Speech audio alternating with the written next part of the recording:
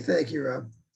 A great time for baseball on the West Coast. The Giants have the best record in the majors. The Mariners and the Angels are tied for first place in their division. And we have two great speakers today to tell us about baseball rebels. Yes. As always, we gave short shrift to Oakland. You were getting ready to say something. Well, exceeding expectations. Exactly what I was going to say. Considering they dumped all their good players, they're doing very well. Okay, so Professor Peter Dreier is from Occidental College in Los Angeles. Is a urban policy analyst, liberal commentator, political science professor.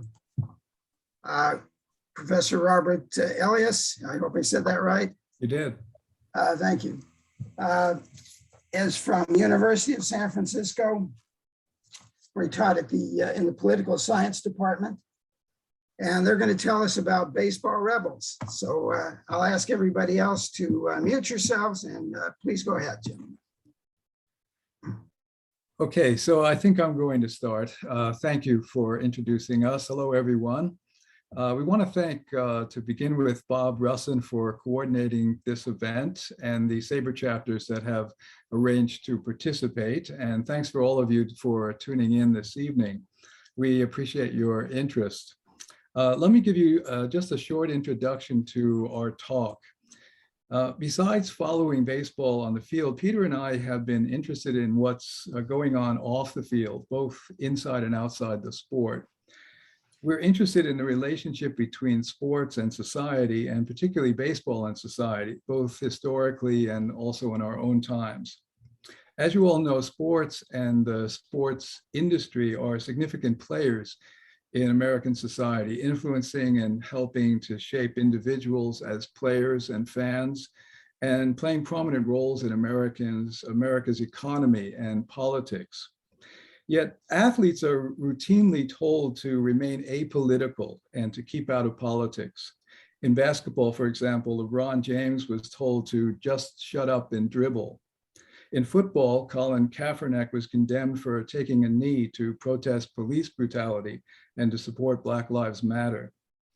But sports are inherently political in the US. It's just a matter of whose politics are going to have an influence or even be allowed. Sports owners and employers repeatedly use their resources and platform to influence politics and public policies, candidates and elections, and to lobby legislators, judges, and administrators.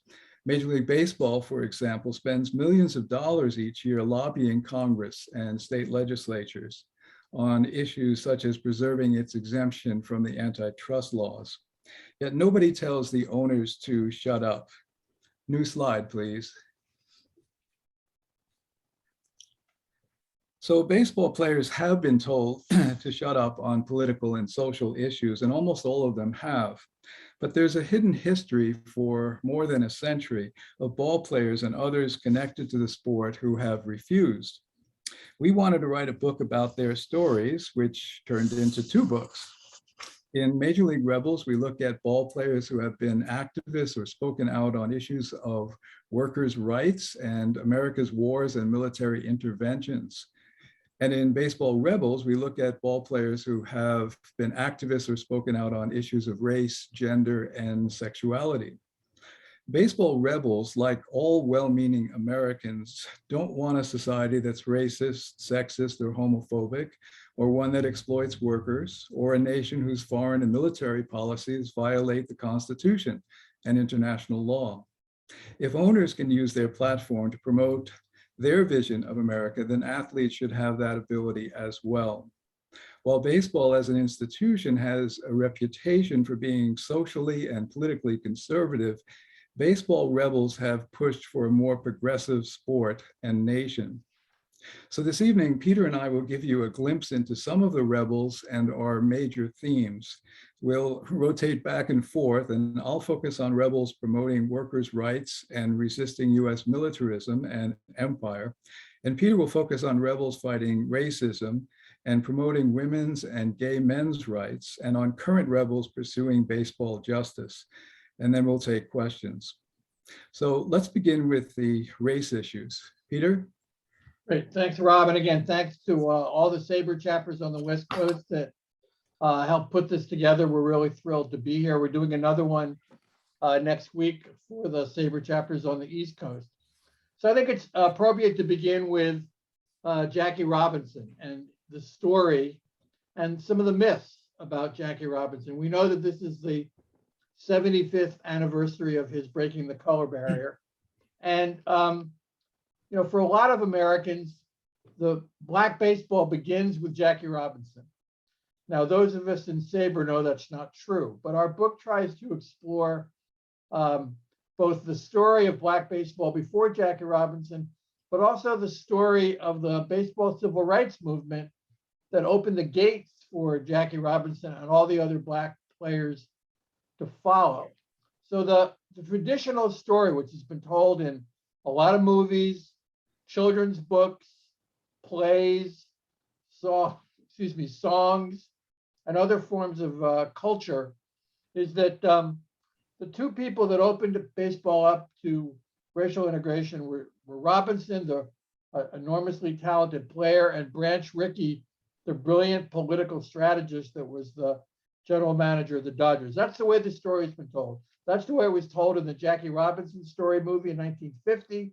That's the story that was told in the movie 42. That came out about a decade ago, starring Chadwick Boseman, but that's not the real story.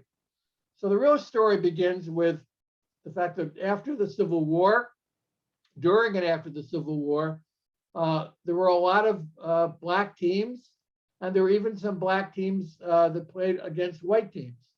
And the leader of that movement to make sure that black players got a chance to play and could even compete against white players was a guy named Octavius Catto, who was a politician and an educator in Philadelphia, who used baseball and a team that he helped organize to push for black rights during and after the Civil War. And he was assassinated in 1871 by a white racist. There's a drawing of that assassination. And he really was a pioneer, which who's not well known, although Rob actually wrote the SABR profile of Octavius Catto, which you can learn more about by going to the SABR website. You know, and we know, those of us that know this history know that Moses Fleetwood Walker and Bud Fowler were two of the last African Americans that played in Major League Baseball before Jackie Robinson, 70 years or so before Jackie Robinson was able to break the color barrier in 1947. Fleetwood Walker was a catcher. He was the first black ball player in the major leagues in the 1880s before Jim Crow took over. And after he retired from baseball, he became a black nationalist leader. He invented a number of film techniques and artillery equipment. He owned an opera house. And he wrote this book, Our Home Colony, about the history of blacks in America and their story. And Bud Fowler, just got into the Hall of Fame, was the first black ball player in organized professional baseball in 1872. And he played on other white teams until, again, the Jim Crow system relegated him to only playing with black teams. And again, he was elected to the Hall of Fame last year. If there's a villain in this story, it's Cap Anson, the great Chicago White Stocking star, who was the leader in the movement to eliminate blacks from professional baseball and to keep them out.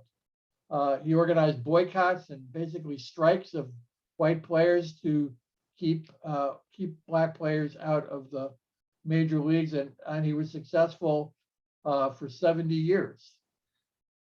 And so as a result of that, most American baseball fans know very little about the incredibly talented black players that played in in an alternative parallel Negro leagues, including one of the great entrepreneurs and players of the Negro leagues, Rube Foster, who was a star pitcher in the early 20th century, who created the first Negro League, the Negro National League in 1920.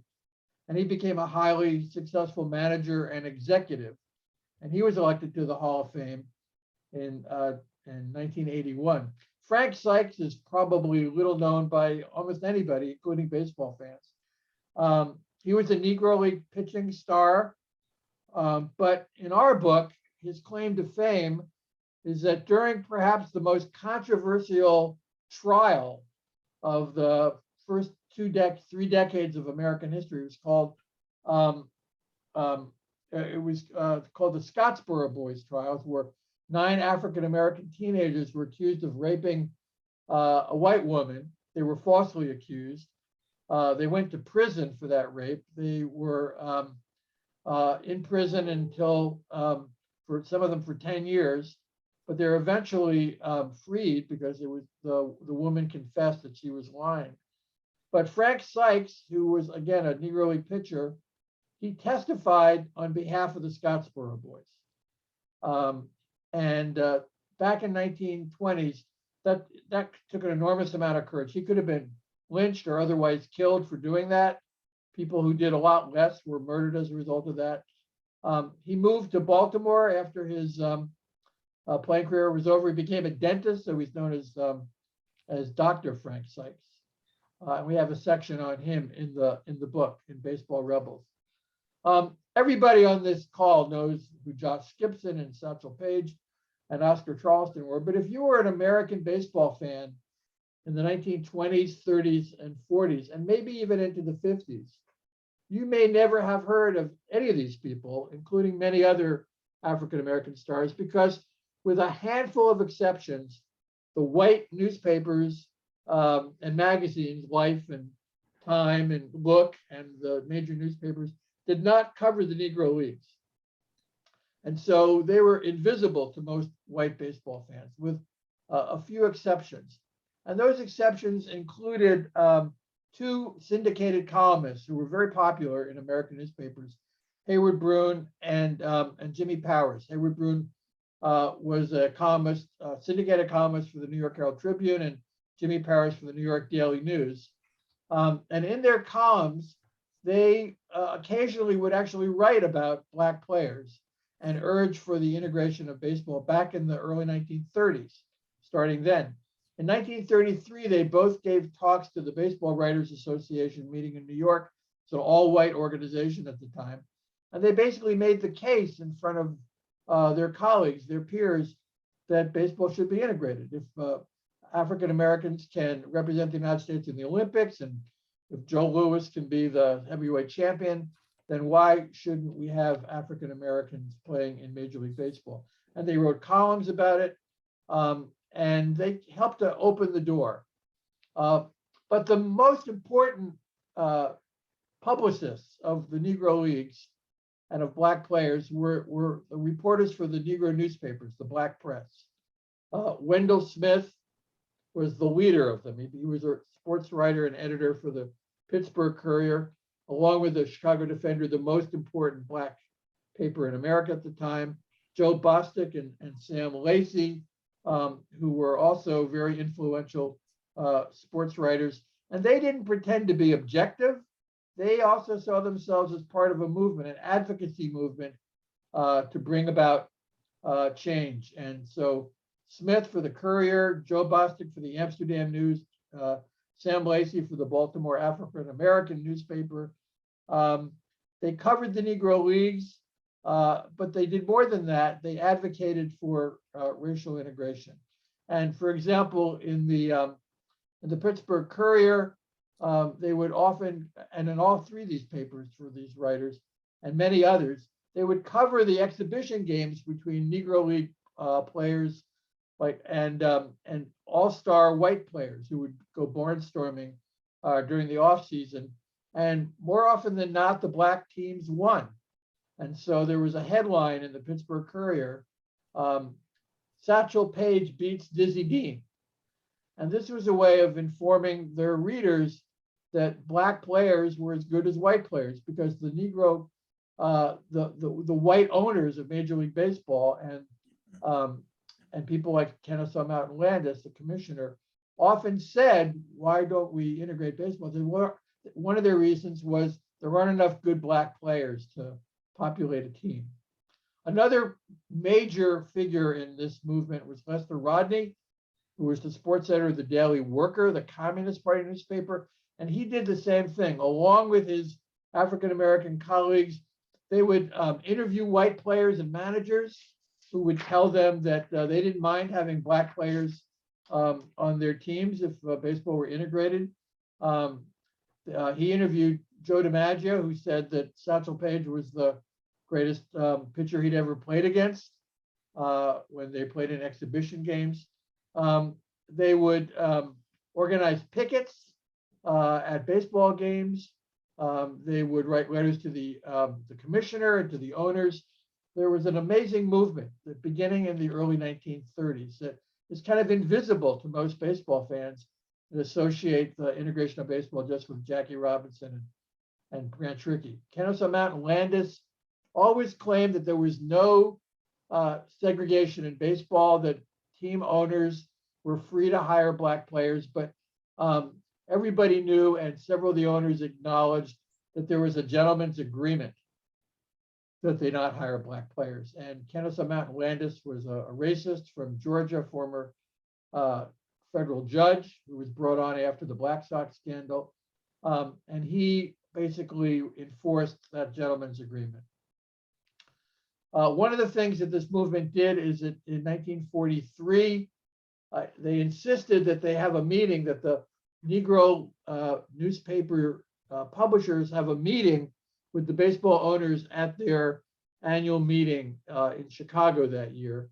And they brought, and that's Wendell Smith on the right, that's Paul Robeson in the middle. And they invited Paul Robeson, who was an All-American football player at Rutgers, and at the time, probably the most famous and popular African-American in America, perhaps in the whole world, an amazing singer, actor, activist. And he gave an amazing speech, which we quote in the book, to the baseball owners. Before that meeting took place, Landis told the owners to listen politely and then to not ask him any questions. That's what happened. So he gave this speech. The publishers of the black newspapers talked, and then they were ushered out of the meeting, and basically nothing happened. This is an example of the kind of protests that would happen to labor unions and civil rights groups and the Communist Party and others would demonstrate in front of Ebbets Field, in front of the Polo Grounds, in front of Yankee Stadium. Even here on the West Coast, they did a picket in front of Wrigley Field, which is the ballpark of the Los Angeles Angels of the Pacific Coast League. And this is a May Day parade where they carried these signs. There's a story which could be apocryphal. We talk about it in our book, and we acknowledge that it's not clear how true it is. Is that in Bill Veeck, in his autobiography, Veeck as in Wreck, he had several initiatives to break the color line. When he owned the Milwaukee Brewers in the minor leagues, he insisted that their spring training in Florida not be segregated, and he broke that line. But in 1942 and 1943, when the Philadelphia Phillies went bankrupt, he claims he had a plan to buy the team and to populate it with black players. And he made a deal with the owner of the bankrupt Phillies. He got funding to buy the team from the CIO labor unions and some others. He took the train to Philadelphia to sign the deal. Before he even got to Philadelphia, he made a mistake and he told Landis what he was doing. And by the time Veeck got to Philadelphia on his train, Landis had already arranged, and Ford Frick, the National League commissioner, president, had already arranged for the Phillies to be sold to somebody else. And so Veeck never got a chance to be the pioneer That's why we identify Branch Rickey as the pioneer, but Veeck at least claims he had the idea first. There's some dispute about that in the baseball literature, but Jules Teigel, one of the leading historians of black baseball and the fight for integration, he sides with Veeck. He thinks that what Veeck was saying was true. And then a couple more things about black baseball and the integration movement. The guy on the left is Isidore Muchnick. He was a Jewish progressive city council member in Boston. In 1945, he told Tom Yawkey, probably one of the more racist owners of major leagues, and the Red Sox owner. He told Tom Yawkey that if you don't start at least recruiting black players, we're going to deny you a permit to open Fenway Park on Sundays for Sunday games. So under a lot of pressure, the Red Sox reluctantly agreed to hold a tryout for these players that you see here. Sam Jethro and Marvin Williams and Jackie Robinson. Jackie Robinson performed really well on the field. Muchnick was recalled saying Jackie hit the ball all over the fence and against the wall. And Hugh Duffy, the Red Sox chief scout, said that he would hire Jackie Robinson in a second, except he said, quote, "Too bad he's the wrong color." And the players never heard from the Red Sox again, but it got some publicity and it again raised awareness. Okay.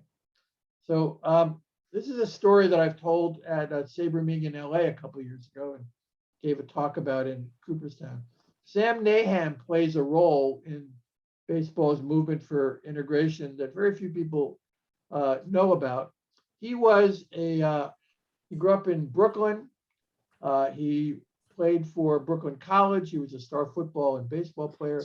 After his sophomore year, he got a contract with the Brooklyn Dodgers. While he was in college, he joined the Communist Party, which was not unusual for college students in New York, particularly Jewish students in the 1930s. So he was a radical. He believed in racial integration. So he played for 4 years in the majors. He was mostly in the minors. He was a so-so pitcher, not a great pitcher. He had a couple of 2 hitters and 3 hitters, but he wasn't a great pitcher. In 1944, he went into the military. 1943, he went to the military during World War II. He was stationed in France. After Germany surrendered in 1945, every military base in Europe had a baseball team. And a lot of them were populated with major league players and minor league players. And so the quality of the teams were really good. Naham was asked to organize a team in France where he was stationed. And he insisted that there be black players on the team. The American military and the military baseball teams were segregated. I've interviewed his son, I've interviewed his niece, I've gone through his papers, I've looked at his FBI file, which they followed him for many years. It's not clear to anybody that I can find how he got away with this, but he brought Willard Brown and Leon Day, 2 of the great players of the Negro Leagues, onto his team, the Overseas Invasion Service Expedition team, in 1945. And nobody gave them much of a chance to win because everybody else except for Sam Naham and 1 other player were kind of a ragtag team. But they were 17-1, and then they got into the GI World Series in September of 1945. And the team that they were playing against was General Patton's team, called the Red Circlers. And General Patton, because of his influence, populated his team with 7 major leaguers, including Harry Walker and Ewell Blackwell. So nobody gave Sam Naham's team a snowball's chance in hell to win the World Series. It was a 5-game series, but they won. And in the fifth game, they played at Nuremberg Stadium, where Hitler had given many of his great rallies. You know, some of you have probably seen the film Triumph of the Will, which takes place in Nuremberg Stadium. So, but what they did is they got the German prisoners of war to retrofit Nuremberg Stadium into a baseball field, and then they renamed it Soldiers Field. And that's where Naham's team beat the Red Circlers, General Patton's Red Circlers. So no other team was integrated in Europe, but somehow we got away with it. And that was basically a month before Branch Rickey signed Jackie Robinson to a contract. So this is a kind of unknown story of racial integration. We all know that Jackie Robinson, after he left baseball, even while he was playing, was a civil rights activist. He had a newspaper column. He was very outspoken. After he left baseball, he worked for Chock full of Nuts, but the owner of Chock full of Nuts, the restaurant chain, basically let him, he had a real job. He was the director of personnel, but let him go all over the country on behalf of civil rights because the guy that hired him was a liberal. And so Jackie Robinson was on the front lines of the civil rights movement. And the thing that Jackie Robinson once said was that he knew, despite the myth that it's Jackie and Branch Rickey, he knew that he owed his opening the door to him to play Major League Baseball to this movement for social and racial justice. And he paid back that debt many times by his deep involvement in the civil rights movement. A couple of just unsung stories that you may or may not know about. When Dr. King was killed in 1968, it was during spring training, the last day of spring training, and the funeral was supposed to be on what was opening day for many of the teams. The headline on the left, which is from the UPI, Baseball Postpones Traditional Openers, makes it sound like the baseball owners and commissioner decided to, out of respect for the late Reverend Dr. Martin Luther King, it says there, to postpone opening day. That's not what happened. What happened is the Pittsburgh Pirates, led by Roberto Clemente, Maury Wills, Dave Wickersham, and Don Clendenin, basically told them they're not playing and got the other players to unanimously agree. Then went to talk to the people, the team they were playing, the Houston Astros, and they agreed that they wouldn't play either. And the word spread. Bob Gibson and Orlando Cepeda did the same thing on the Cardinals. And basically, they refused to play for the day of the funeral and the day before the funeral. So they basically went on strike for 2 days. It's when sports writers write about the baseball strikes, they never write about this because it was an unsanctioned strike. But for 2 days, Black and white players went on strike out of respect for Dr. King, because Commissioner Eckert, unlike the NFL and some other sports, refused to order that baseball postpone its opening day games, the 2 opening day games, on behalf of on respect for Martin Luther King. So the players took it into their own hands. And that was a wonderful story that we tell in the book. So now I'm going to hand it over to Rob to talk about the baseball labor wars. Okay, thank you, Peter. I have to pull this up now. Oops, I lost you here.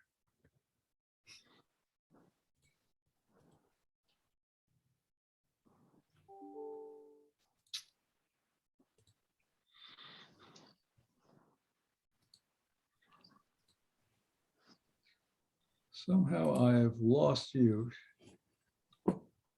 from sharing. Sorry about that.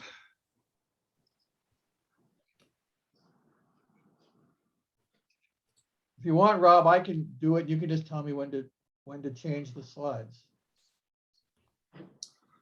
Okay, I think maybe we better do that because I've been logged out of this. You can still hear me though, right? No, you Okay. can't hear me. Yes, we can hear you. Yes, we can hear you. And you're on now. This baseball labor wars slide is on. Yeah, that's mine, but go ahead, Rob. Can you see that baseball labor wars? Yes.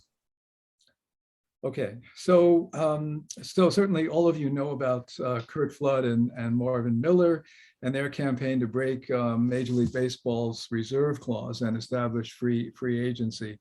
But most people have no idea that it took 100 years of previous rebels to lay the groundwork for what's now one of the nation's strongest labor unions, the Major League Baseball Players Association.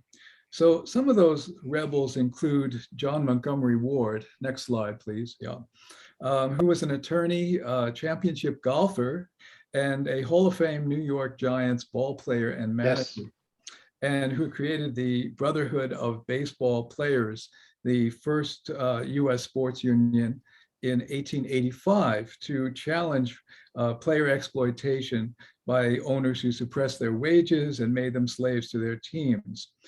And I think some of you know about Ward, but he really didn't do it alone. And next slide. These three players, star players actually, were very instrumental in making these things happen in the 1880s. Jim O'Rourke and Tim Keefe played key roles in promoting the Brotherhood Baseball Union, establishing the Maverick Players League in 1890, and repeatedly resisting owner exploitation. And we tell a number of tales about these players in the book. Both became Hall of Famers, although belatedly as apparent punishment for their activism. Same was true for Ward, by the way. The baseball union was affiliated with the Knights of Labor and the broader labor movement. And Mark Baldwin, the third person here in particular, had his feet in both camps. He was a Pittsburgh Pirates pitching star who was not only the star recruiter for the Players Union and League, but also joined the Homestead strike against Carnegie Steel in 1892. He later became a doctor and a Johns Hopkins University Medical School professor. Next slide. After World War II, Major League Baseball players were angered by salary pay cuts despite rising owner profits. But the reserve clause in all of their contracts left them powerless to respond. After luring Negro League players for several years, Jorge Pascual took advantage of this situation by launching a campaign to sign Major League Baseball players to his Mexican League without a reserve clause and for significantly higher salaries. To try to lure more MLB players and to legitimize the raid, Pascual brought Babe Ruth to Mexico, where he was greeted as a hero. Next slide. Danny Gardello was the New York Giants outfielder who led the players who jumped to the Mexican League after World War II to protest MLB's wage cuts, and who then filed the lawsuit that challenged MLB's blacklist.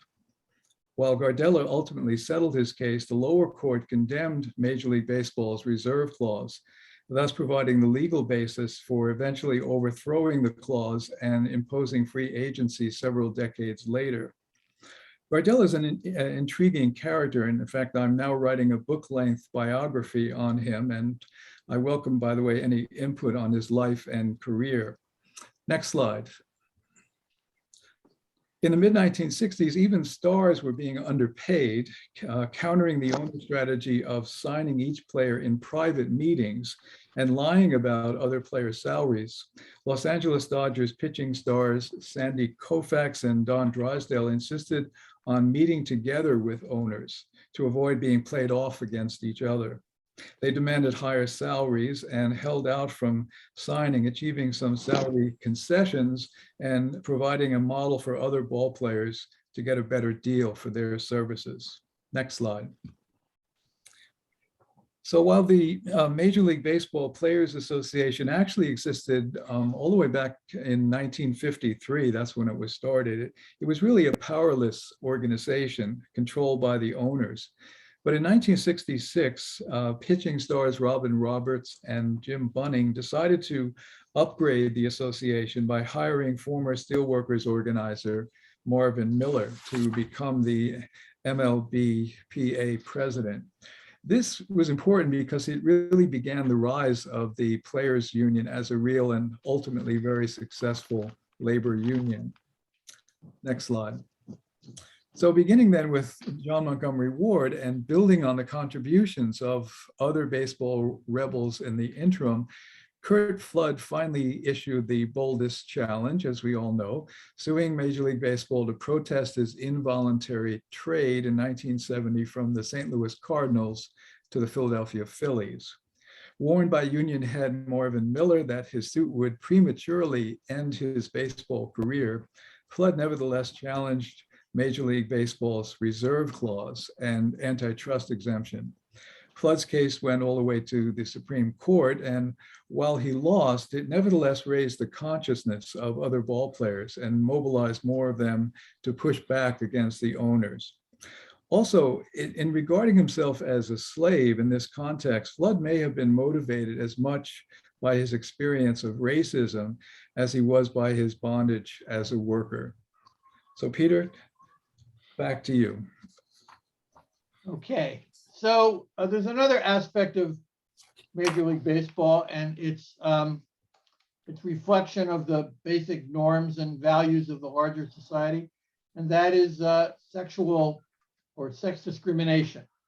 And when baseball started right before the Civil War, and it was considered a male game, obviously.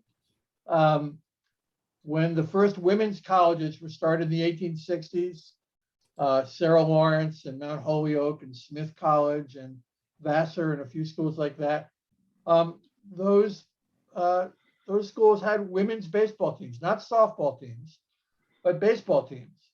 And they did it sort of clandestinely, but they were very proud of what they did. And eventually there were enough women players that they became kind of a spectacle as part of American baseball, even though Albert Spalding and other baseball owners and pontificators said that women don't belong in baseball. They broke barriers. They had their own Jackie Robinsons back in the 1800s and early 1900s. And one of them was a woman on the left named Alta Weiss, who was an outstanding pitcher for semi-pro teams beginning in 1907 when she pitched for a semi-pro team called the Vermilion Independents in Indiana. And between 1908 and 1922, she pitched and she barnstormed for the team that was called the Alta Weiss All-Stars, while she also pursued a career as a physician. And in 1914, she was the first woman graduate of Ohio State University's medical school. But she played against men and did very well. Some of you probably know the story of the woman in the middle, Lizzie Murphy, who played baseball for semi-pro teams and sporadically for professional teams as well in 1922. And she was also a strong hitter and a first base person, I guess you'd say, first base person. And she was often called the Queen of Baseball back in the 1920s. And she played for 17 years on a whole lot of semi-pro and barnstorming teams, often pitching against like the Boston Braves or against Negro League teams. She even pitched against Satchel Paige. But probably the person that's most well known is the woman on the right. Her name is Jackie Mitchell. In 1931, she was signed as a pitcher by the minor league Chattanooga Lookouts. And they played an exhibition game against the New York Yankees, which in 1931, as we all know, was a powerful team. And she famously struck out both Babe Ruth and Lou Gehrig back to back. And these stories went all over the country in the newspapers. And in response, Commissioner Landis voided Mitchell's contract with the Lookouts, claiming that baseball was too strenuous for women and they would never play in a professional team again. And so a formal major league ban on women in baseball was established, and it wasn't officially rescinded until 1992. Mitchell went on to play baseball for several more years including playing for barnstorming teams like the House of David. Now, what we all know, what makes women in baseball story so appealing is the movie, the 1992 movie, A League of Their Own, starring Gina Davis and Tom Hanks and lots of other big stars.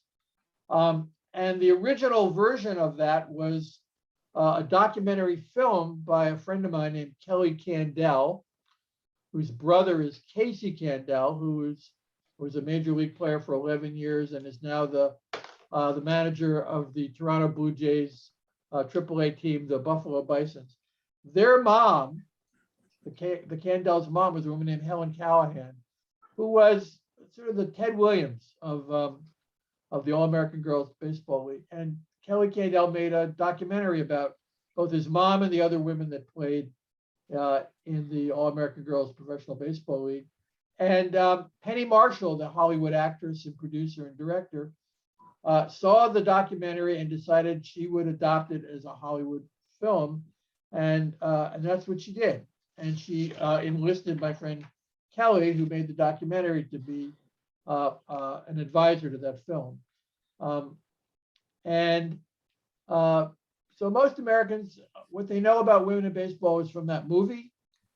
These are some of the great stars that played. There were 600 women that played on the 10 teams that made up the All-American Girls Professional Baseball League from 1943 to 1954. What's interesting about these players is that they mostly came from working class families.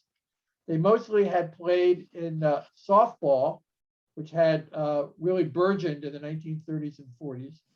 When they were recruited to play for this league, Phil Wrigley, the guy who started the team, the owner of the Cubs, basically said, we want them to play baseball, but we want them to be, very feminine. So they all had to wear skirts, and they all had to take beauty tests and learn how to walk and talk. A lot of them were from rural areas, and Phil Wrigley thought that they weren't sophisticated enough. They were portrayed as like the girl next door. But what's really interesting about these mostly working class women is that back in their generation, only about 5% of women went to college, and a much smaller percentage of working class women who had worked in factories and as retail clerks and so forth.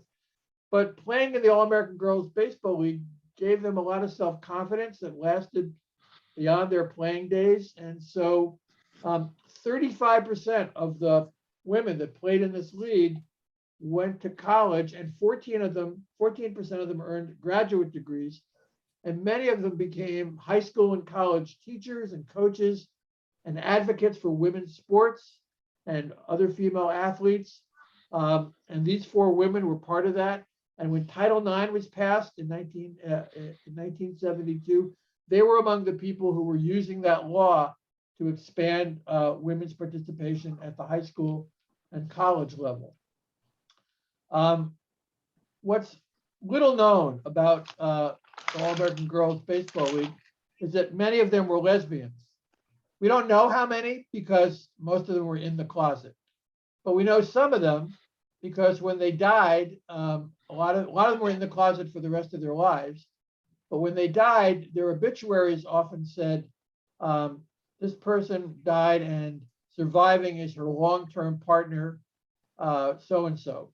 Sometimes they called each other roommates or cousins or whatever thing, but it was definitely the case that many of them were lesbians. And Kelly Candell told me that his mother had told him that she didn't even know what lesbianism was when she moved from Vancouver to Minneapolis to play on the league. But she quickly found out that a lot of her teammates were gay, but they were all, they kept it to themselves for the most part. But a couple of years ago, 2 of them, one of them came out of the closet along with her partner and made a documentary film called A Secret Love in 2020 about the hardships that these lesbian players endured and the changing attitudes, so that some of them were willing to come out of the closet in the 1980s and 90s and early 2000s as a result of the gay rights movement.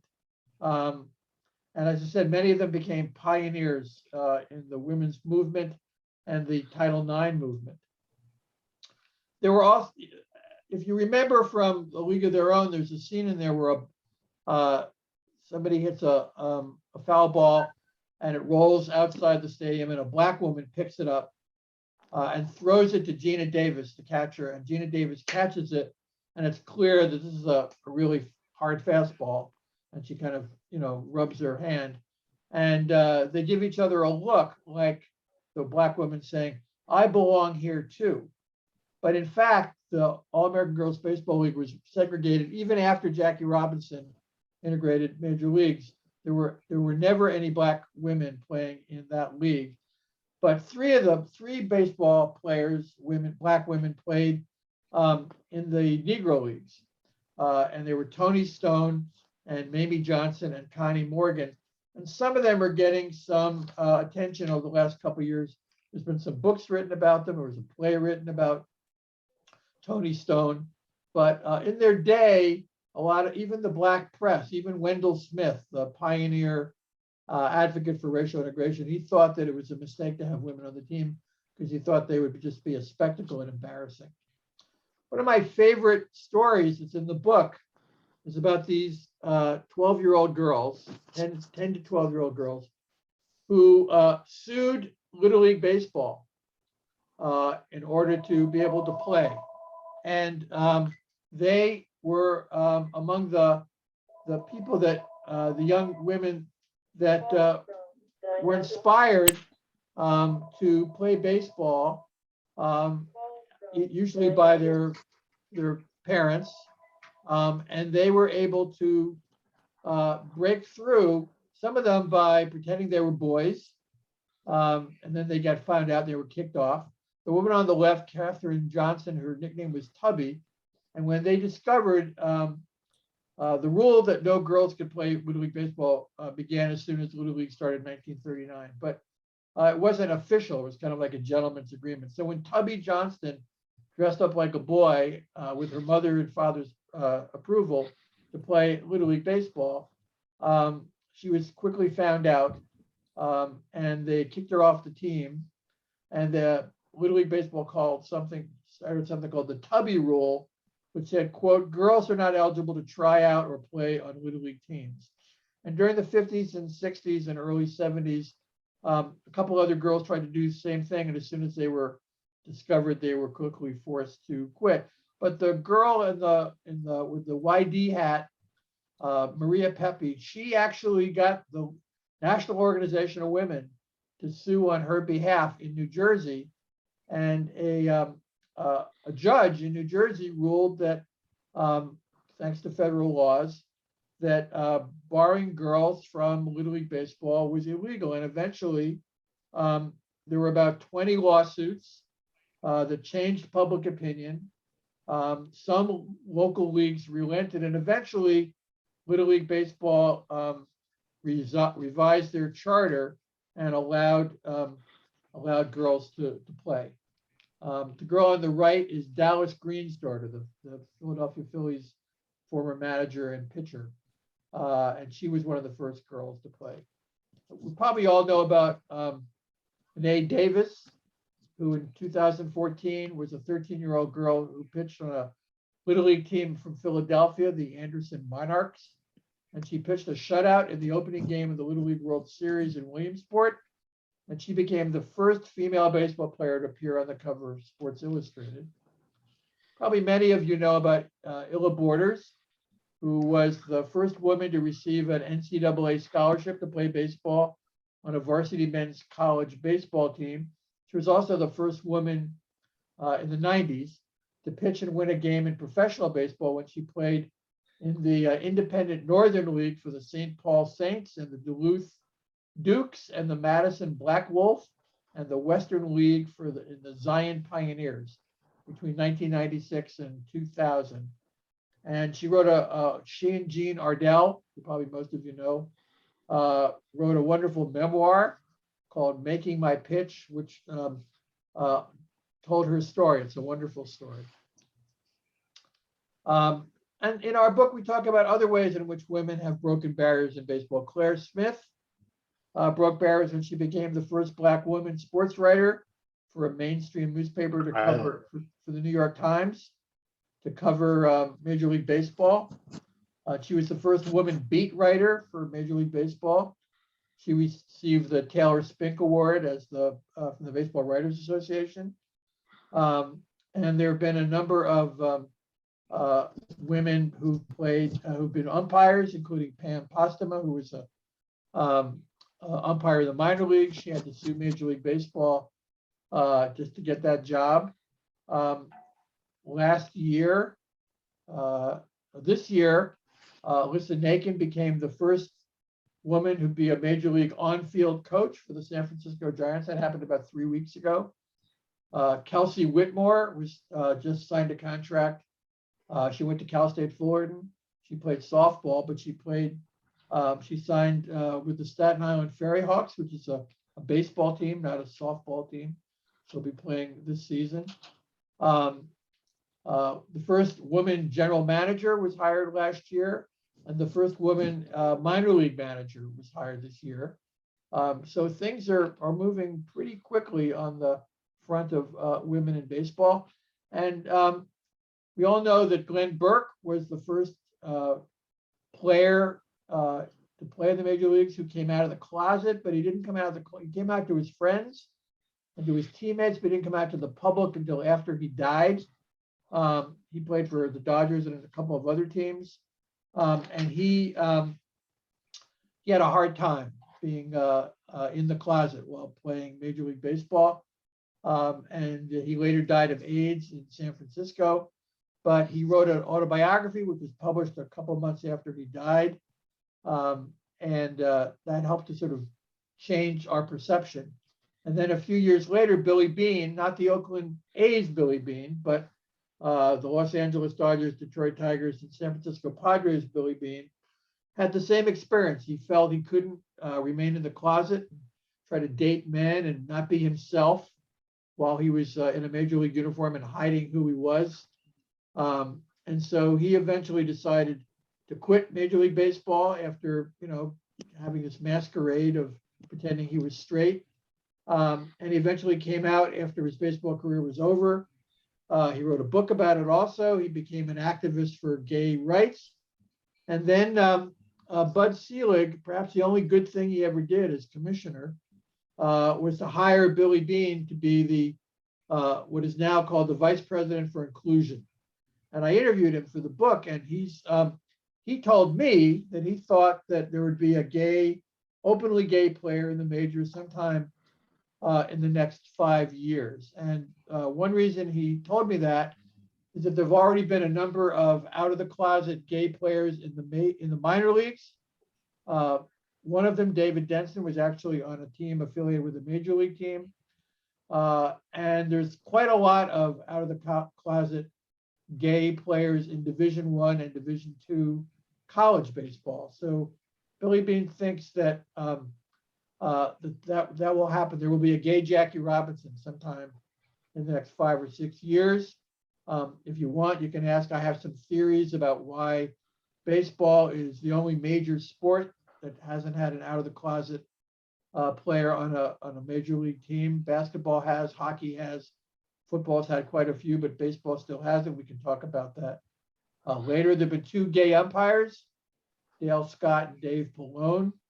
Dale Scott quit, but Dave Pallone was fired when they discovered that he was gay. We'll move on to Rob talking about challenging war and empire. Okay, Peter, I think we'll just have you keep flipping the slides then instead of me trying again to shift. Okay, so unfortunately, the US has a persistent history of wars and military interventions. We have a long history of this. Many of them are illegal and unconstitutional, and some ball players have raised their voices in protest. Next slide.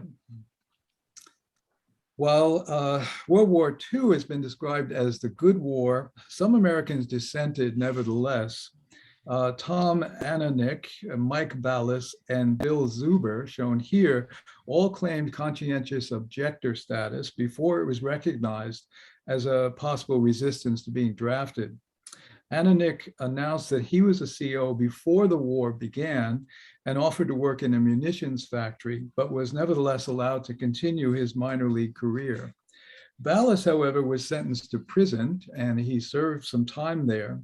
And Zuber, who had some impressive years as a pitcher for the Senators, Red Sox, and Yankees, avoided prison only because a physical ailment made him ineligible for military service. Next slide. Along with more than 100,000 Japanese, mostly Japanese American citizens, Kenichi Zenemura was sent to an internment camp during World War II. Zenemura had been a player, manager, and especially an organizer of Japanese teams and leagues in California for many years. At the camp, Zenemura protested the unfair treatment of the Japanese by organizing baseball behind barbed wire. He created a field in the New Mexico desert and teams in his own camp, as well as a league for teams he inspired in other camps. As a pushback against the injustice and as a way of showing the loyalty of Japanese Americans to the US, the camp prisoners played the quintessential American game, baseball. Next slide. While ballplayers had always been warned to stifle any dissenting views and support all US wars, a few took the risk of speaking out against the illegal Vietnam War. Sympathetic to a lot of the political protests of the 1960s, Ted Simmons on the St. Louis Cardinals opposed the war. And in the lead up to the shocking World Series victory by the Miracle Mets of 1969, Ron Swoboda and Tom Seaver also questioned the war, with the latter declaring, if the Mets can win the World Series, then we can get out of Vietnam. Next slide. Beyond shaking up baseball traditions with his famous book, Ball 4, Jim Bouton was among our rebels for all seasons.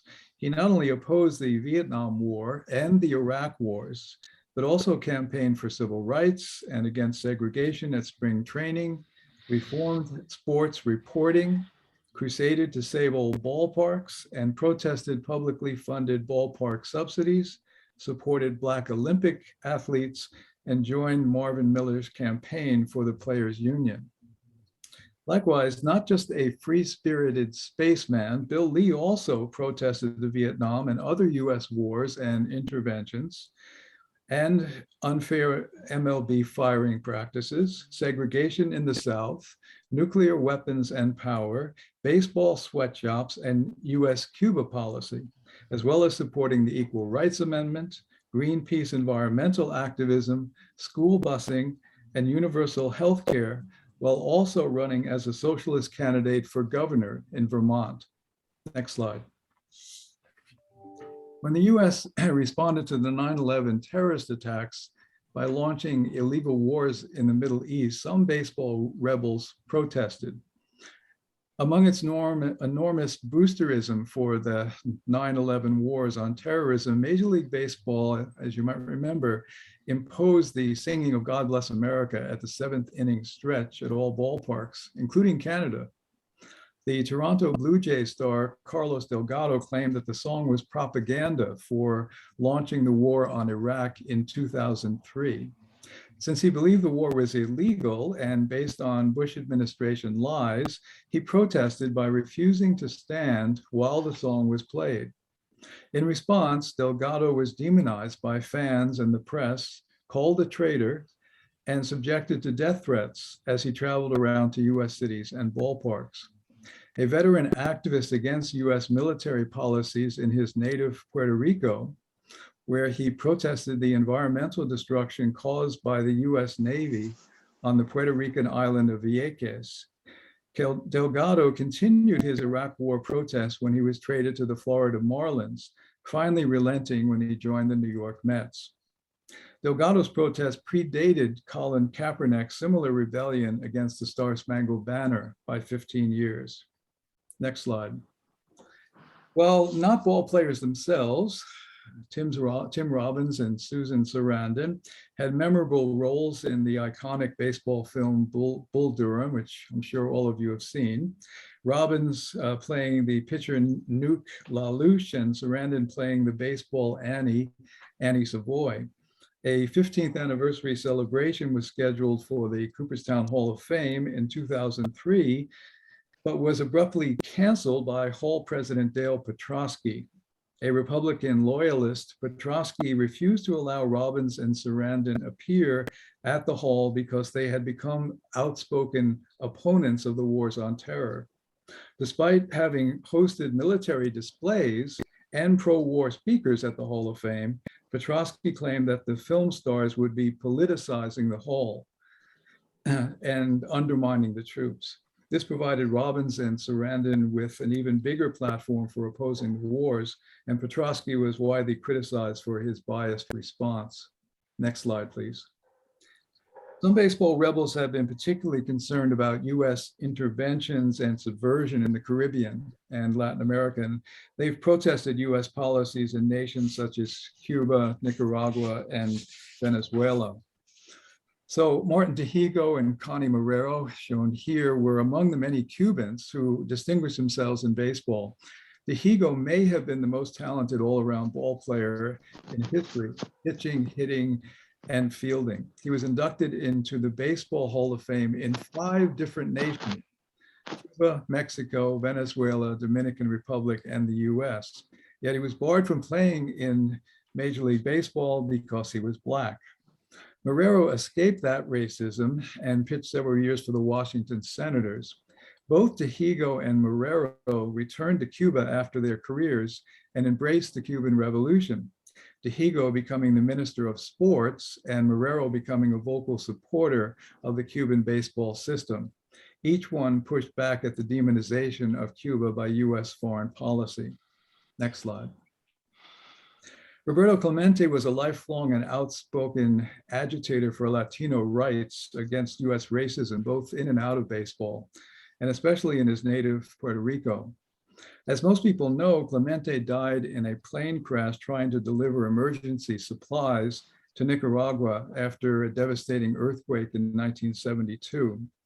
Less known is that he insisted on delivering the supplies personally and boarded an unfit and overloaded plane because he had learned that the US-backed Nicaraguan dictator, Anastasio Somoza, had, with US assistance, been confiscating and stockpiling aid arriving in the country instead of distributing it to the people who needed it. Clemente felt his status and presence would help guarantee that the supplies would reach the earthquake's victims, and he died trying. Next slide. I'm sorry, this slide is fine. Albert Williams in the center here was a star player from Nicaragua who became an opening day starter for the Minnesota Twins, for whom he pitched for 5 years.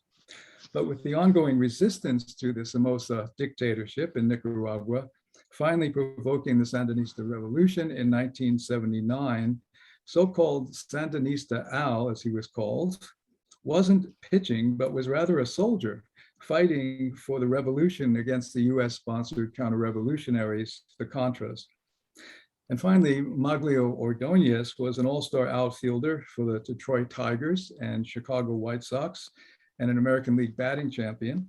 After his playing career, he returned to his native Venezuela and became a supporter of the socialist Venezuelan president, Hugo Chavez, defending the president's progressive social policies for the Venezuelan people and defending Chavez from attacks, including a coup attempt from the United States. Ordonez then became the socialist mayor of the mid-sized city of Chechamachalco, his hometown. Peter?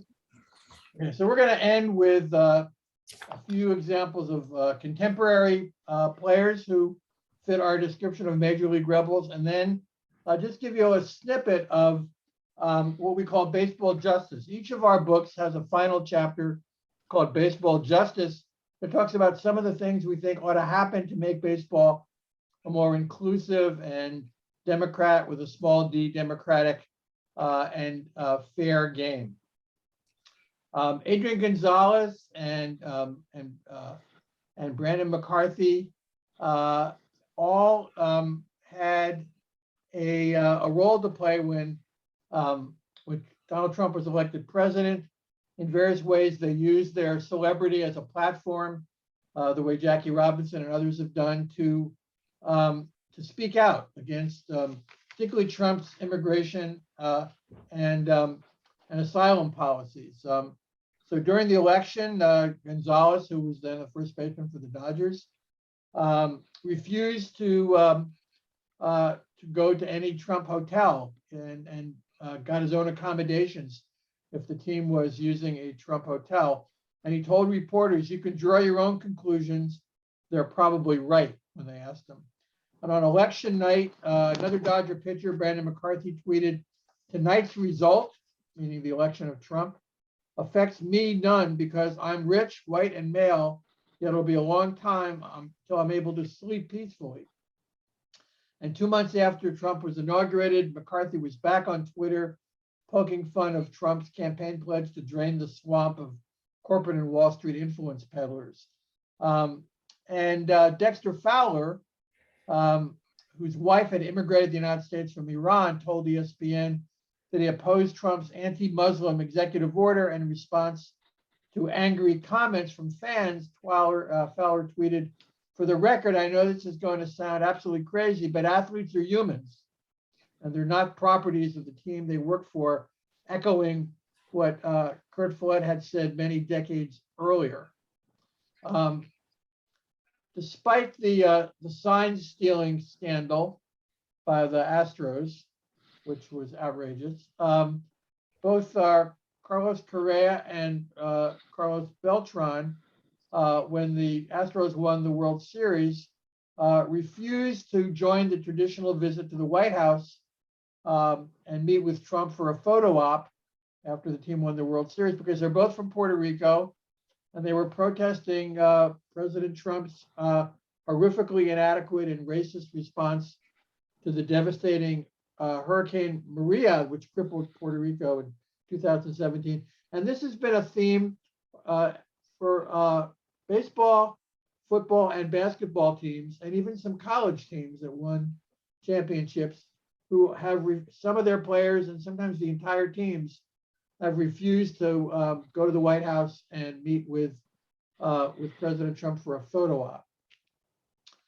Not long after Colin Kaepernick took a knee, Bruce Maxwell from the Oakland A's was the first major leaguer to take a knee during a game. He's from a military family, and he thinks of himself as a loyal and patriotic American. But during the Star Spangled Banner, he refused to stand up and sing the song. And there you see him with his teammate Mark Kanya, who has his hand on Maxwell's shoulder in a sign of solidarity and support. Probably the player that most embodies the idea of a baseball rebel playing today is Sean Doolittle. He's campaigned for gay and lesbian rights as a player. He's campaigned for immigrant rights. He's campaigned for, he also comes from a military family, and he's campaigned for military veterans to get their fair share of health care and job training. During COVID, he was one of the first players to speak out on behalf of the ballpark workers that sell the hot dogs and sell the tickets, and saying the players can probably sustain being out of work for a while, but what's going to happen? The teams ought to pony up and help the blue collar workers at the stadiums. He's also been an advocate for independent bookstores. He always reads, whenever he goes to another town, he goes to a bookstore and he'll read a book to children. He's spoken out against racism, against police violence, against discriminatory travel plans. He's quite a remarkable, outspoken player. And if you go to his Twitter feed, you'll see he and his wife are always willing to express their views. Black Lives Matter had an impact on baseball. The police shootings and killings in Minneapolis and Kenosha, all over the country, triggered a number of players to take a stand. There's Mookie Betts doing that on behalf with the Dodgers. with his teammates, again, showing their support for him by putting their hands on his shoulders. And on the right, Gabe Kapler, the manager of the Giants, took a knee, and about half of the players on that team joined him in doing that. And during the recent owners lockout, which is basically a strike by owners, the players were really angry. And one of the more interesting facts that probably some of you know is that 24 of the 30 major league owners are billionaires. And the media often describe the lockout and the battle and negotiations between the owners and the players as billionaires versus millionaires. And Walker Buehler, who is hardly an outspoken individual, he's quite reserved, but he got angry enough during the negotiations at the resistance of the owners to give an inch during the negotiations, and even refusing to negotiate for weeks and weeks and weeks. He tweeted, he said, quote, that it isn't billionaires versus millionaires, it's workers versus owners.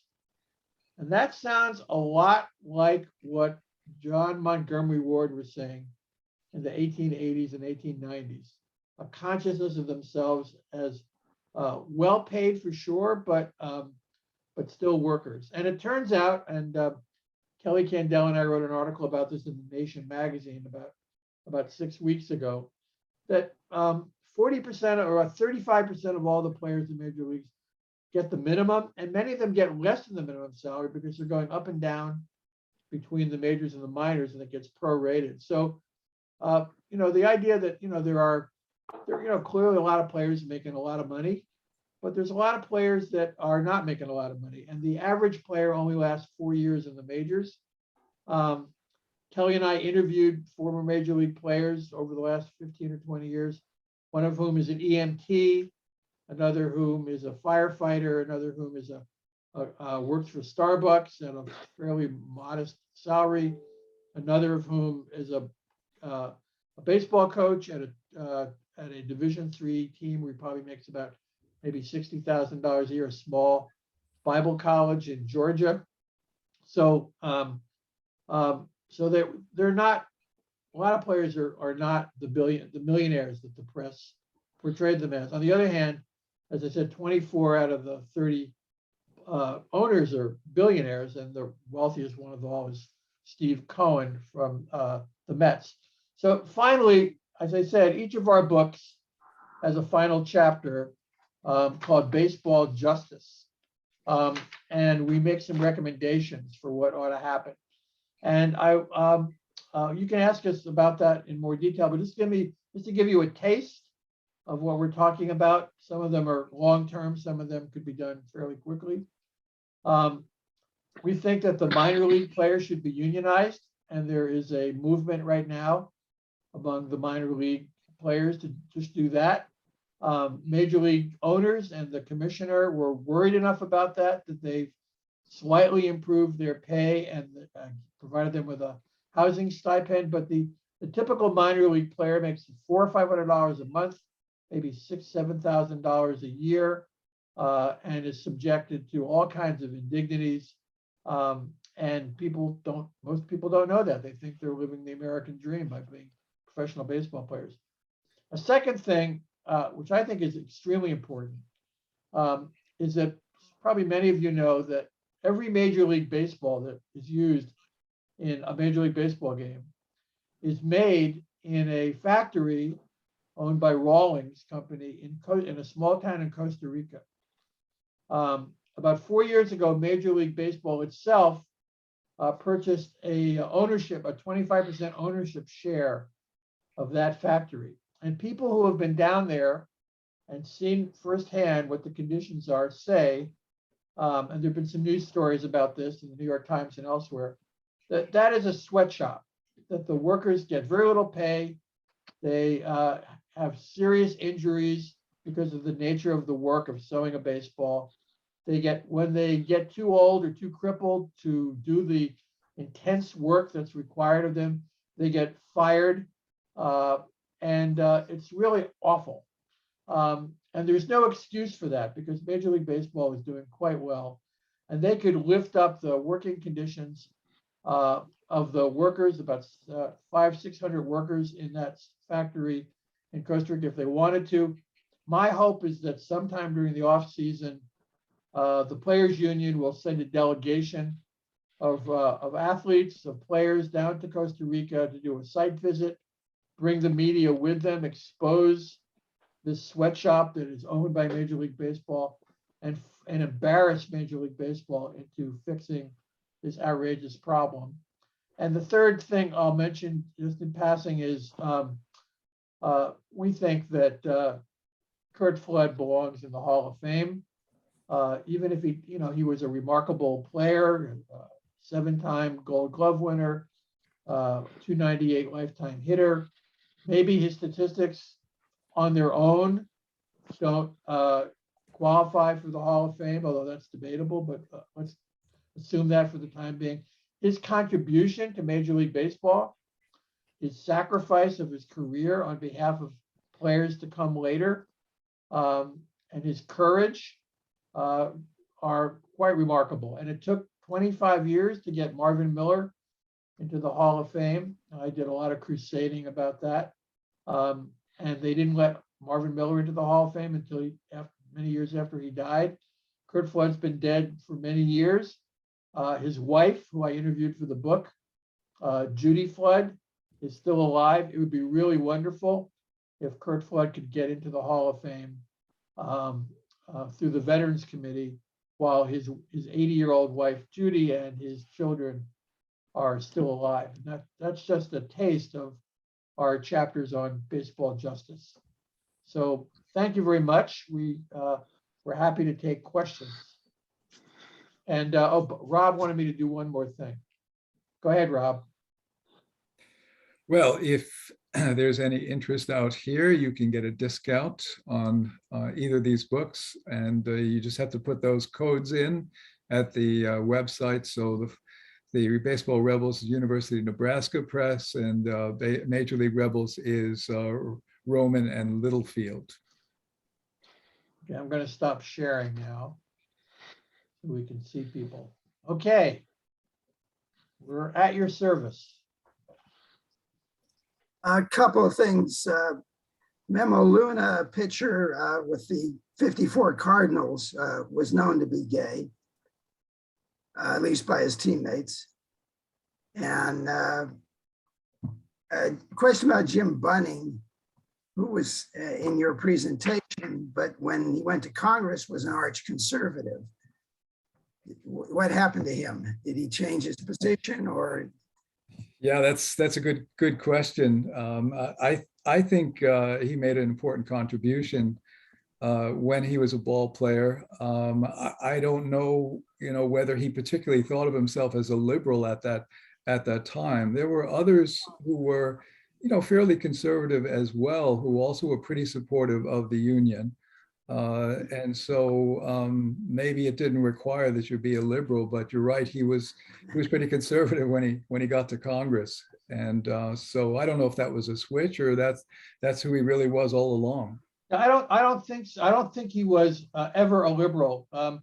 Jim Bunning, at the time he was in baseball, was one of the few players who had gone to college. He majored in economics at Xavier University, and he realized before many of his fellow players that TV money was coming into baseball at the time, and that the players weren't getting their fair share of it, either in their pensions or their salaries. And he just thought it was an issue of fairness. And Marvin Miller was a radical lefty, but they got along really well. But he was from Kentucky. Once he went into first the House and then the Senate, he was a Republican. He was a conservative. Not only was he conservative, he was anti-union as a senator. So I don't think he changed his stripes at all. He just saw the union as something that was required to give players a fair share. And that was probably also true back in the 1800s. We know that John Montgomery Ward and some of the others who started the first players union and the Players League, were very much influenced by the labor movement and radical ideas at the time. But, something like 2/3 of all the major league players in 1890 jumped from the two major leagues to the Players League. And it's pretty hard to believe that most of them were radicals or socialists or whatever, but they wanted a fair shake. And I think that's what Jim Budding was about. Okay, Kit Krieger has its hand up. A couple of questions. First of all, I was surprised to see Connie Marrero on that list. I knew Connie very well, and I would often try to talk to him about his political views in Cuba.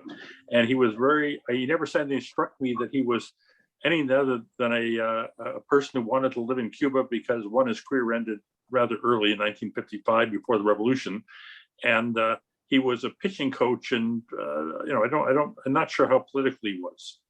So I just wonder whether you found any documentation or statements he made that would give evidence that he was political. Well, all that I could find about it is that he kept his views pretty close to the chest. But the one thing he seemed to be very clear about is that he supported the approach that Cuba was taking to baseball, and he was very supportive of that system. And so I don't know if that meant that he had particularly leftist politics beyond that. He did go back to a country that was had launched a radical revolution, and yeah, I would say that's about all. That's about all I could find about him. And my question about whether you thought about including Eddie Gaedel. And I say that because he's the only little person ever played baseball, and they passed a rule banning little people after he appeared. And I sort of equate his situation to Herb Washington. Now, Herb Washington could only do one thing. He couldn't catch a field, or he could run. And Eddie Gaedel would have been a great leadoff man for my Giants for years. And that seems to me it's a chapter one with no redemption or no story of progress. By the way, I think you've done a great job. But that's just wonder whether you thought about Eddie Gaedel and his inclusion. Yeah. Well, can I say that we've given little thought to that? Okay. Beyond that, Daryl asked if you could post those. There are no doubt others who we've left out. I'm not sure Eddie Gaedel was maybe one of the people we thought of, but yeah, sure. I think we probably missed some people, and maybe that'll be another book. All right, great job. Thank you. Yeah, Daryl asked if you could post the discount codes again. If you could put that slide up again, please. Okay. And Sean Hennessy has a question. I had another question in addition to that one. Oh, okay. Just a quick one. Well, let me get those discount codes real quick. Doing that, maybe Sean can ask his question. Okay, I can wait. Hey, Peter, long time. I was wondering if you'd done any more research. I found that Maury Arnovich had integrated the Fort Lewis Warriors team right up here in 1942, and he had Ford Smith as his starting pitcher, his featured pitcher. And wherever they played against Western International League teams. They played against a couple of the PCL teams when they came up and visited, including, well, they also played the Seattle Rainiers. But he had that team integrated both in 42 and 43. I don't know if you've had any opportunities to research him. And at the end of 42, Happy Chandler visited Fort Lewis and had a one-on-one meeting with him. And I know that, I should say, I presume that that was a result of a lot of the ink that the Fort Lewis team was getting in the papers, both locally and nationally. I don't know if you've had an opportunity to look into Arnovich and what he did here. There were a few military bases in the United States that had integrated baseball teams. Mm-hmm. Larry Doby played on one, but Monty Irvin didn't.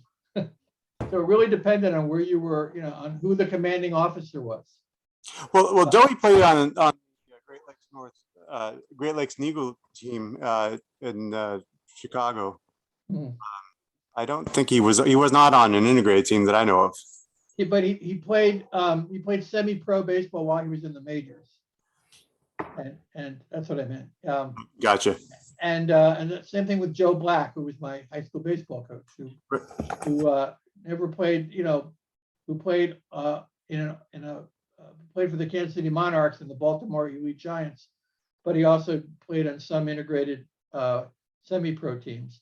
But we all probably know the story that when Jackie Robinson was based in Fort Riley, Kansas, he wanted to try out for the baseball team. Yep. And the manager basically said there'll be no epithet people on my team. I have no idea whether this is true or not, but I don't think it's an accident that both Maury Arnovich and Sam Nahum were Jewish. No, I don't think it was an accident at all. Yeah. Arnovich's son. And when he found my article, he said that I nailed it on the head with regards to the injustices, indignities that he endured in the minor leagues and then coming up into the major leagues. So yes. That's a good point, Sean. Okay, Daryl, your question, please. Thanks. Hey, this was really good. Thank you guys for this. And my only question is, did you cover at all any of the ways in which owners and fans and the media treated outspoken Black players, and maybe not even on political issues, but just people who were more outspoken, like Dave Parker and Eddie Murray and folks like that, who were so castigated in the media? I'll say something and then Rob can say something. We definitely cover how Jackie Robinson was excoriated during and after his playing days for being too outspoken, for being uppity. Jimmy Cannon, the famous sports columnist, baseball columnist for the Daily News, once complained that he said, every time I talk to Roy Campanella, we talk about baseball, but whenever I get into a conversation with Jackie Robinson, we wind up talking about social issues. And he didn't mean that as a compliment. Jackie Robinson was, throughout his career, before, during, and after his playing days, was attacked for being outspoken in the media, among fellow players, against some managers. And as we talk about in the book, the same thing happened to Bill White. The same thing happened to Kurt Flood, who went down to Mississippi to participate in a civil rights rally. The same thing happened to Dick Allan. The same thing happened to Roberto Clemente in different ways. So yes, we do talk about how players that, for example, criticize their teams for having segregated facilities during spring training, how they were often criticized in the media and criticized again by some of their own teammates. Even, to be honest with you, I'll end with this, even Roy Campanella and some other of Jackie's Black teammates and other Black players were so glad just to be playing Major League Baseball that even though they might have inside been upset by the abuses they took as African Americans, they also criticized Jackie Robinson for being too outspoken. Yeah, so just to continue that, we do spend a lot of time on Bill White and also on Dick Allan and on others who had to face a lot of racism after Robinson broke the color barrier. This idea that the doors just got flung wide open really wasn't the case for many years after that. Another person we look at is Mudcat Grant. Also was sort of criticized for a lot of times when he spoke out. So yeah, there are a number of players that we look at that are in the post Robinson period that fit into that category that you're asking about, Daryl. Thanks, perfect. Question, are these two books different or do they contain the same material? They're totally different. So the story, the question we get asked, so we'll answer it preemptively, is we originally were going to write one book, and then we found these wonderful stories, in our research. It was just too much. And if we had, we couldn't we didn't want to leave, well, we obviously left a lot on the cutting room floor, but the stories were so wonderful that we wound up with an 800-page manuscript. And so we wound up cutting it in half. And hopefully you can see from the titles that Baseball Rebels is about women, African Americans and Latinos, and about gays in baseball, players, owners, sports writers, fans, and others. And Major League Rebels, as the subtitle says, is about workers' rights, the players' union, players' participation and support for organized labor, opposition to militarism and American empire, particularly in Latin America, but all over the world. And so they're very different. The one thing they have in common is that they have a final chapter, which is different in each book, called Baseball Justice, where we talk about what should be done to address the issues we talk about in the book. And they're published by two different publishers. So if you want the whole story, you got to buy both books. So to continue that story, we had our contract originally with University of Nebraska Press, and we presented, what was our unexpectedly long manuscript, and it was just way too long for them. And no matter how much we tried to coax them to put it into one book, they just wouldn't budge. But they were interested in half of it, and so they did take the other half, and then we tracked down Roman and Littlefield to publish the other half. And so that's how it ended up being two books.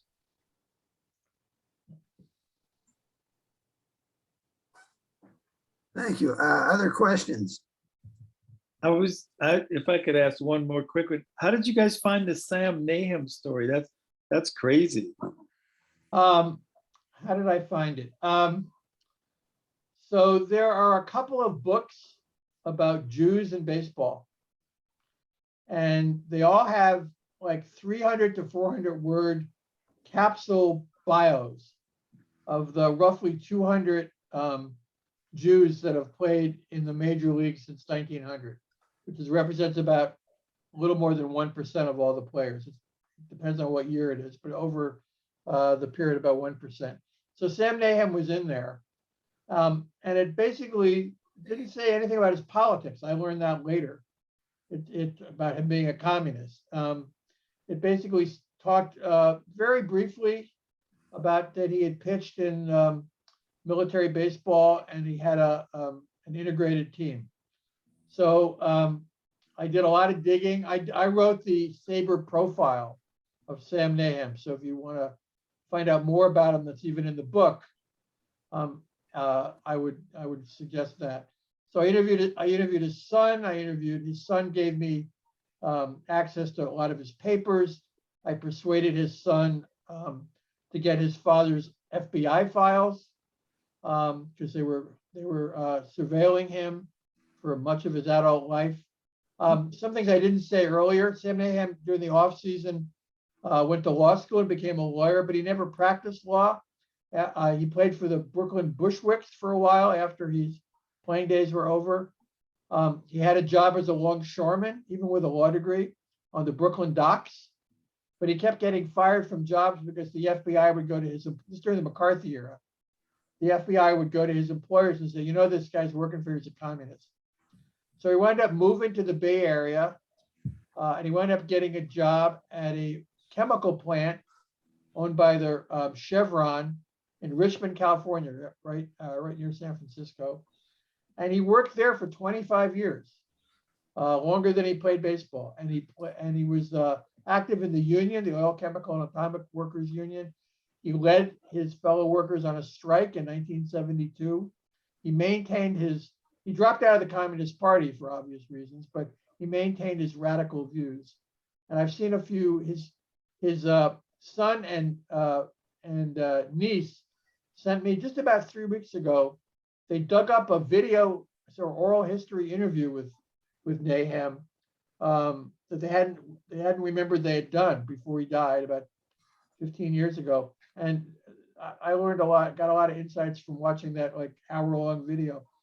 A couple of filmmakers have called me because I've written a few articles about Nahum. and said that story about Sam Nahan integrating the military baseball and then playing the final game of the Military World Series in Nuremberg Stadium is a remarkable story. That would make a great TV film. So, and I agree, it's a great story. And I probably know more about Sam Nahan, I know I do, than his children do. So I'd love to participate in that. But this, during COVID, nobody could get financing for such a project and so forth. So, if anybody here on this call is interested and has any connections with documentary filmmakers, or even a Hollywood version of this for HBO or any other cable station, I'm not looking to make money. I want the story out. It's a wonderful story. So if you're more interested in Sam Nahan, I would suggest looking up my SABR profile of him. And I've even toyed with the idea of writing a biography of him, the way this book inspired Rob to write a biography of Gardello. I'm not sure I have the energy to do it, but it's definitely a story worth pursuing. Marlene, your question? This is a great presentation. Thank you both. Look forward to reading the books. Peter, is your friend Kelly Candell, is he involved at all with the Amazon Prime League of Their Own series that's coming out soon? Yeah, yes. So we mentioned this in the book. Okay, cool. I'll give you the short version of it. Before the pandemic hit, Amazon Prime decided to make a TV series about League of Their Own, called League of Their Own, and they even got some of the people that were in the original film to at least have short appearances in the show, and they agreed that at least one, maybe more than one of the players would be an openly gay woman, which is a major shift from the 1992 film. It's been delayed for about 3 years now, and they keep promising that it'll come out soon. I don't mean come out as a double entendre, but it'll be broadcast soon. And Kelly was one of the people they talked to about that, because there are a few people, mostly women, that are have written books about League of Their Own, about the All-American Girls Baseball League. But Kelly was consulted on that. So yes, and in fact, I'm going to Cooperstown to give a talk at the annual symposium in June. I'm going to talk about Paul Robeson and Jackie Robinson, their relationship. And then I'm going to drive to Rochester and watch the Rochester Red Wings play the Buffalo Bisons, because, as I said earlier, my friend Casey Candell is the manager of the Bisons. And at that game, perhaps because Casey is there, they're going to have the last remaining still alive player for the All-American Baseball League be there. Mabel, I can't remember her last name now. But Blair. Mabel Blair, thank you, Marlene. And Kelly, who made the documentary, is going to throw out the first ball. And then they're going to show his documentary after the game is over. So this is still, one other thing I didn't say during the presentation is that film, the 1992 version of it, the Hollywood version of it, also inspired a lot of girls to play baseball. So the incredible, or to play softball, the incredible upsurge of women playing particularly fast pitch softball in high school and college, it's gone up like 10 times since the 70s. And there are now women's baseball leagues where they play overhand, hard throwing baseball. Both Title IX and that film were sort of catalytic moments to increase women's participation in both baseball and softball.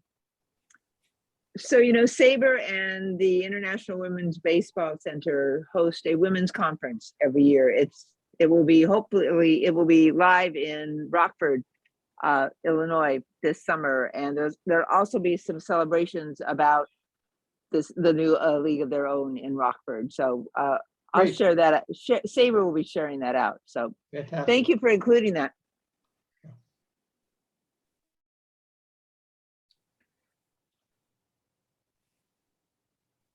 Other questions, please?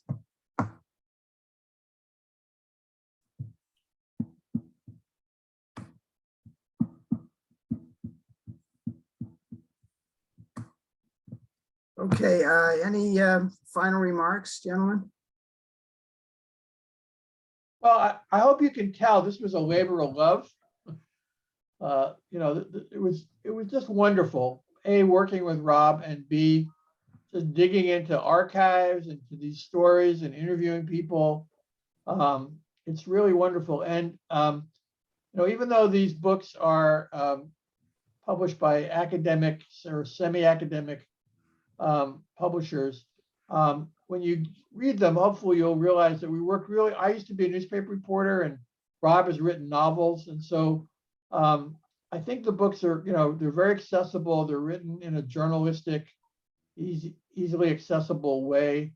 There are a lot of footnotes at the end if you want to look stuff up and follow up, but you know, they flow pretty well. And the people who've read it so far have told us they've really enjoyed it. So I hope you enjoy reading them as much as we enjoyed writing them and researching them. It was really a wonderful experience. And what I'm really hoping, among other things, is that some minor league players, some college players, and maybe some major league players read the books and get a sense of their own history.